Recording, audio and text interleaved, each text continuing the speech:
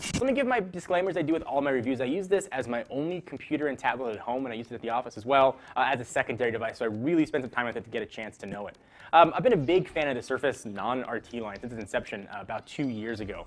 I really like what Microsoft is trying to do here. But those first devices had issues. They had sort of a weird screen size, they had poor resolution, they had kind of meh battery life over time, and they had kind of questionable utility and value for the price. Now though, Microsoft has brought what I think is the absolute best representation of Windows 8.1 on the market. But is that good enough for you, and would I keep using this thing? So since it's a tablet, let's just start with this thing, the screen. I love the bigger size. It's now 12 inches and better than HD at 2160 by 1440, and it looks freaking awesome. Pictures, video, games, everything looks ridiculous on it. When I went back and looked at the Surface Pro 2 just for comparison, it looked beyond last gen.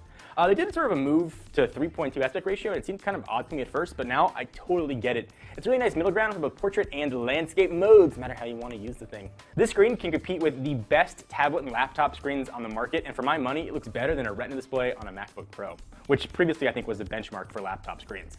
The design in the Surface Pro 3 is like 4 leaps forward compared to the Surface Pro 2. It feels a lot like a thicker tablet, not sort of a thinned down, squishy computer. You get a full, powerful computer in this thing. I mean, you can get it with an i7 chip. Although for the price, in my opinion, the i5 256 gig model that we've got right here is perfect. If you need more storage though, you can bump it up to 512 gigabytes to pick between 4 and 8. This guy here has 8 gigs of RAM. With those specs, you aren't really compromising that much, with a few caveats. The Microsoft engineers did some super crazy magic here, but they aren't wizards. The lack of a dedicated video card is understandable, but that does mean if you want to play games on better than low settings or do a lot of video editing, and most importantly exporting, this might not be the best choice. If that's not you though, then I think you'll dig this. Microsoft claims this is a one-device-fits-all thing. It's a tablet, it's a laptop, it's kind of both, but never the complete package for either. So at home, I work a lot on my MacBook Pro, and I work with it on my lap. And like most laptops, it gets hot. So the Surface Pro 3 does get hot, but not on the back, so it's not going to prevent you from having kids, since you've got it sort of up this way, and you've got the keyboard on your lap. The part that's getting hot isn't touching your skin at all, which is kind of nice. But in order to use this thing as a laptop, you need a $129 type cover, which really should just be included, since without it, you're left with kind of a neuter device. No offense to Lucy, who's looking at me over there. Typing is a really nice experience though, once you put those two together, and the second magnetic latch is a huge help. I can't overstate how big difference that makes. Also, speaking of big differences, the trackpad here is way better. If you used the trackpad in previous type covers, it was a mess. This one actually works really well. They did though get rid of the left click and right click buttons, so if you're just clicking around and happen to be near the left or right corners, you're gonna get the left or right click action. It's kind of a small annoyance to get used to it, but be aware it's definitely going to happen.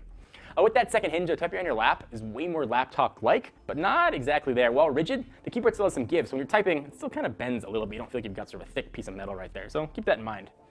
In order to work on your lap, though, you're going to get to use that pretty badass new friction hinge. Instead of 2 predetermined angles, you can pick where you want it to be. It's really nice and just works as advertised. The Surface Pen is a nice touch. We actually did a whole video on it. I'll put the link down below. It's the best pen experience I've ever used, but I still won't use it much. So despite what Microsoft wants, I'm still bringing a pad of paper to meetings. Microsoft claims about 9 hours of battery life, and actually that was pretty close.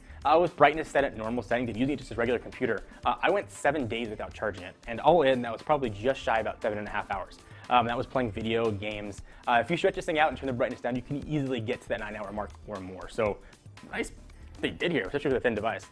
You can probably get the hint that the more I used this kind of weird device, the more I became enamored with it. In order to enjoy it, though, you're obviously going to have to like Windows 8, and I've learned to appreciate it. If I was looking at a MacBook Air, I'd seriously consider the Surface Pro 3 instead. It's still more expensive than I like, with the range of $800 to $1,950, and that's before that type cover. So this is hands down the best Windows 8.1 experience I have ever used, and I can wholeheartedly recommend this. In fact, I would buy this, which is the best endorsement I can really give to a product. It gets a very solid 9 on the Techno Buffalo score. If I'm thinking about an ideal world, which a 10 would have to be a perfect device, integrated video card would have been a really nice option, and this thing would have to be included. I mean, it's so silly that's an extra cost. Put those two together, you've got a really solid device, capable of doing whatever you want to do. It's got USB ports, it's got output to 4K monitors, you can do anything you want, including expandable storage. This is an incredible device and one I've really enjoyed using, and I'm excited to keep using it well past this test. So what do you guys think? Do you agree, disagree? I'd love to hear your thoughts. Leave in the comments located right down below. Until next time, I'm John Rettinger from Techno Buffalo. Of course, check us out at technobuffalo.com. Till then, see you next video. Bye-bye. Thank you guys for watching. If you haven't yet, please subscribe. You'll be the first one to know whenever we upload new content. We've got new stuff coming every single day. We want to make sure you see what's new in the world of consumer electronics.